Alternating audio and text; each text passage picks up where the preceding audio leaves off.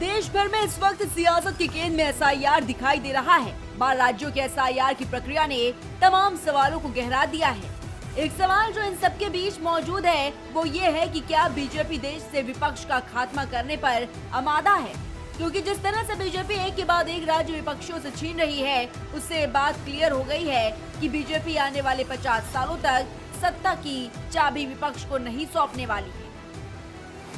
जिस तरह से बिहार के चुनाव में हमने देखा कि वहां विपक्ष बस अब विरोध का झुंझुना ही हिला सकता है, क्योंकि 200 से ज्यादा सीटें लाकर वहां विपक्ष का खेल खत्म हो गया। ये सब बीजेपी की माइक्रो प्लानिंग का ही नतीजा है।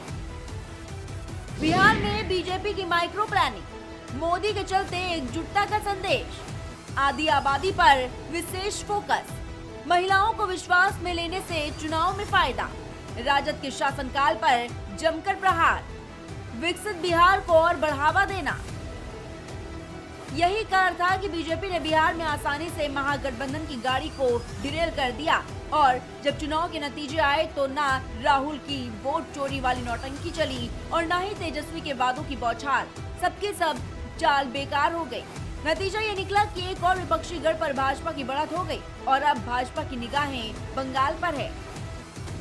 भाजपा जानती है कि बंगाल में टीएमसी को हराना आसान नहीं होगा, क्योंकि ममता पिछले कई सालों से बंगाल की सियासत की धुरी रही है। एक ताकत है जो ममता की सालों से ढाल बना है, वो है मुस्लिम समुदाय, क्योंकि बंगाल में मुस्लिम आबादी ज्यादा है और ममता इन्हीं के बल पर सालों से राज करती चली आ रही है। बंगाल में एसआईआर से बड़ा एक्शन, 7.6 करोड़ मतदाताओं में से 58 लाख वोट कटे, ज्यादातर वोटर मृत या स्थानांतरित हुए।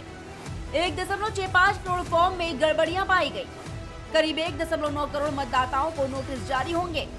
मतदाताओं की सुनवाई का मौका दिया जाएगा। जानकारी न देने वाले लोगों का नाम अंतिम मतदाता सूची से हटेंगे। बंगाल में मुस्लिमों का कार्ड ढूंढने के लिए बीजेपी एक विशेष वर्ग पर फोकस करती देखी जा रही है, वो है मतुआ समुदाय। बीते दिनों जब बंगाल के नाम मोदी संबोधन दे रहे थे तो उन्होंने इसका जिक्र भी किया था।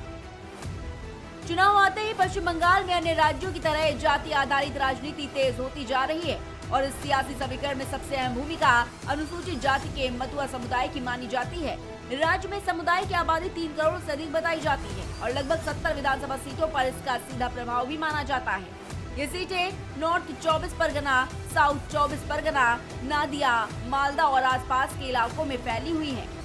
बंगाल में मतुआ समुदाय का असर, आबादी 3 करोड़ से ज्यादा, 70 से ज्यादा विधानसभा सीटों पर असर, नॉर्थ 24 परगना, साउथ 24 परगना, नादिया, मालदा में असर।